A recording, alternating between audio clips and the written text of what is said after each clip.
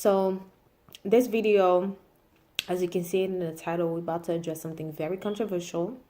So get ready. As you already know, I did my research. I know what I'm talking about. So let's get it. Okay. So for the past couple of years, if not decades, slavery has been a really, really big topic, especially when it comes to Christianity. Now, I know a lot of black people, a lot of African diaspora, or even African people are rejecting Christianity solely based on the fact that Christianity was used to instill slavery. However, you see, it is so important to understand what Christianity is, to understand history, right? Before we jump to conclusions. So, honestly speaking, I know that slavery is a very, very delicate topic. A lot of trauma, a lot of generational curses, a lot of heavy, heavy stuff. So, don't think that I'm taking this lightly because I'm not. But this is something that I feel like needs to be addressed. So I'm going to start off with this. Yes, I do know and I agree that Christianity was used to instill slavery, to justify slavery, because slavery is present in the Bible. And so a lot of people are thinking, so why would I be serving a God or worshiping a God that talks about slavery and is okay with slavery and gave laws about slavery? And so I'm going to bring some clarity when it comes to that, right? So I don't know if a lot of people know, but the Israelites, right? The Israelites were people of color. Let's start with that, because a lot of people be getting it twisted. They were people of color, number one.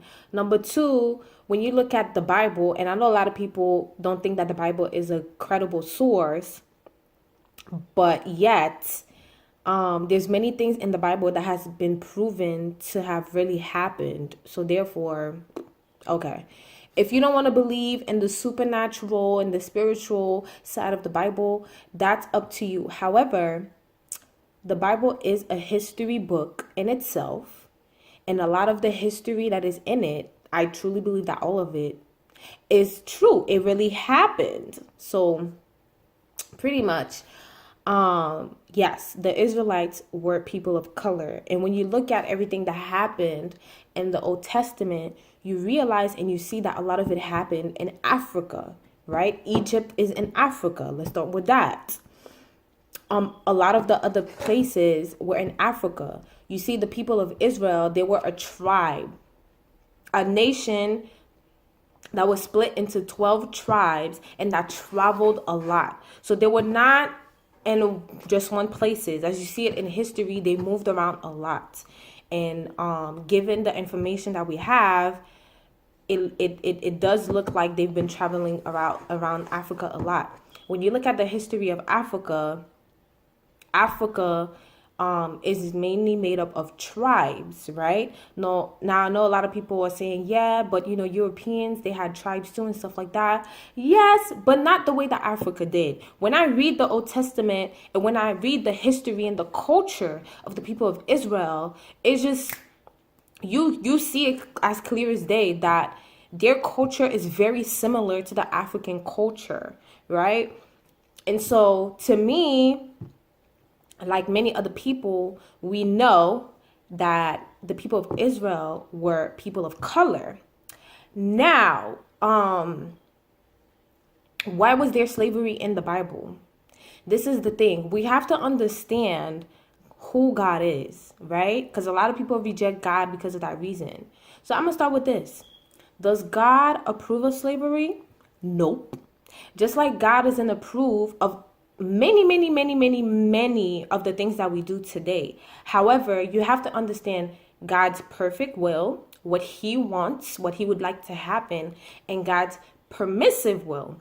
And God's permissive will is, okay, I'm not forcing the people that I created to do anything. Whatever they decide to do, I respect it. So if we decide to align our will, our free will with the will of God, then it becomes, walking into the perfect will of God, and operating in the perfect will of God. But if we choose to not worship God or to not have a relationship with God, God respects that decision, and that's where his permissive will comes into play. Pretty much, he's given us permission to act out on our free will. So, with that being said, the people of Israel, they had a culture. You see what I'm saying? And so this is what the culture was about. When the people of Israel and their culture, let's say if I owed somebody $10,000 and I couldn't pay that person $10,000, then I would willingly, say to that person, okay, I owe you $10,000, but I cannot pay it right now, so I'm going to work for you for free. This was the culture going on. A lot of the slaves that the Israelites had were people that were paying off a debt. That's number one. Number two, whenever the Israelites would go into battle and they would defeat their enemies, the enemies had two choices. It's either you would become our slave or flee. And so some people would flee and some people would become slaves. But this is the interesting part though. The word slave does not exist in the Hebrew language. The Hebrew language that translated into slave is servant. So in reality, it was not slavery, but it was servanthood. And people who willingly decided to serve somebody for free, to serve somebody for free, either to pay off their debt or to not get killed from being defeated in a battle, right? If they could not flee. And so I know a lot of people will say, okay, but why would God still allow that? This is where God's permissive will comes into play. When God chose the people of Israel, they already had customs and they already had their own culture. When God called Abraham, Abraham was not a Hebrew.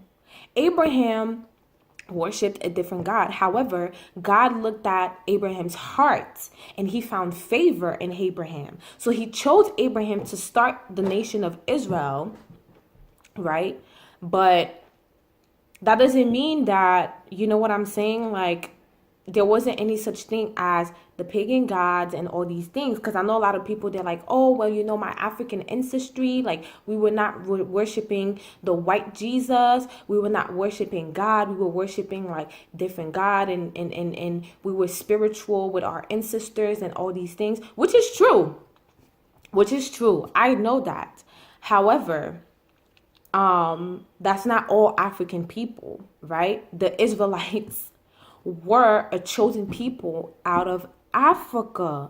And the reason why God chose Abraham, it was for him to be able to reestablish his relationship with mankind, his relationship with everyone through Abraham, right? So the same way that Jesus came and now Christianity came about, and it's all about like making disciples and preaching the gospel, is the same way. That's what God wanted to do with Israel. What God wanted to do with Israel is make them a nation that was powerful, that was prosperous, right? That was rich. Make them a nation that was blessed, so that it would bring the rest of the nations to God. When you look at in the Old Testament, a lot of times when the people of Israel ended up under the captivity or ended up defeated by other nations, and then they had to serve these other nations, right? God will find a way to get those other nations to know who he is and to establish a relationship. For example, in the book of Daniel, King Nebuchadnezzar, right? He was a king from another empire, right? From another empire who worshipped other gods. However, God, using Daniel, showed that you could worship all these other gods, but guess what? I am the one and only true God, the most powerful God. And I want to have a relationship with you, right? And so, this is pretty much what it is. Like, so pretty much when it comes to God's permissive will, God respected the culture that was going on. And because he respected the culture that was going on, he said, okay, because you people have slaves, aka servants, I'm going to install rules so that the slaves, aka the servants, will be treated well. This is why there are laws in the Bible when it comes to slaves. Now, this is what you need to understand. A lot of people, they only read the verses where God is telling the slaves to obey their masters. But a lot of people don't read the part where it says the masters are supposed to treat their slaves well. Now, of course, God could instill laws, but if we don't obey them, then it turns into chaos, which is what happened. And so the reason God was telling the servants and the slave to obey their masters and to do what they had to do was because when you do what you have to do, there's no way that you could be blamed. So let's say I'm a servant, but I'm acting foolish. I'm not respecting my master. Then it's going to be looked at, okay, my master is treating me bad, but I'm not no better. That's why those laws were were there. You know what I'm saying? But then me personally, reading Deuteronomy and Numbers and Leviticus and looking at all of the laws when it came to slavery, God was very harsh on the slave masters. He was actually harder on the slave masters when it came to the laws than on the slaves, right? And so I'm gonna give one example. An eye for an eye and a tooth for a tooth. A lot of people take that scripture out of context. But what it really means is that it was God speaking to the slave master saying, if you take an eye from the slave, you give it back. So an eye for an eye, right? But of course, what happened when Christianity reached Europe, people used it as a tool. They used it as a tool to justify slavery. It just shows that they did not understand the Bible and they did not really encounter Christ, right? And so I'm saying all of this and people could still say, okay, but it doesn't change the fact that the people of Israel was just a little tribe compared to the rest of Africa. And the rest of Africa, you know, they worshipped other gods and they had different spiritualities. Yes, that is true. However, this is what God says in his word, right? God has been chasing us down since the fall of Adam and Eve. Why? Because he created us, and in reality, we're supposed to be in relationship with him, right? But what happened is a lot of times, whether God was speaking to the Israelites or he was speaking to other kings from other nations, he was telling them, turn to me, leave your pagan gods, turn to me, leave your pagan gods. If you don't, then I'm out. And what does I'm out mean? God being out means you will end up in captivity. You will end up being defeated. You will end up being cursed down to the, I don't know how many generations. Because the pagan gods that you're worshiping are not as powerful as me. They're not as big as me. And they do not care about you. These gods that you're worshiping, you don't realize that there are open doors for you to perish. And of course, most of the other tribes and most of the other nations did not listen. There was a few people from other nations that would convert and adopt the Israelites' spirituality, but then those people would pass away, and then their descendants would bring back the whole pagan worship, and it was just like, okay. The thing about it is that, yes, God is most powerful and he's over everything. However, he does not force people. God does not force nobody to follow him. However, if you don't follow him, there are consequences.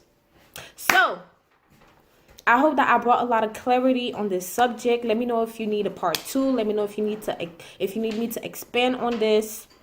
I know this is a very delicate subject, and I know a lot of people may come against it or refuse it or reject it, and that's fine. You know what I'm saying? To each his own. However, I know, and I'm making the bold statement that I am in the truth and I stand with the truth. So, yes, don't forget to like, comment, subscribe. You know what I'm saying? If you like the content, I'm bringing more fire this year, okay? So, get into it. And yeah, so don't forget that you are fearfully and wonderfully made by God. And I will see you in the next video.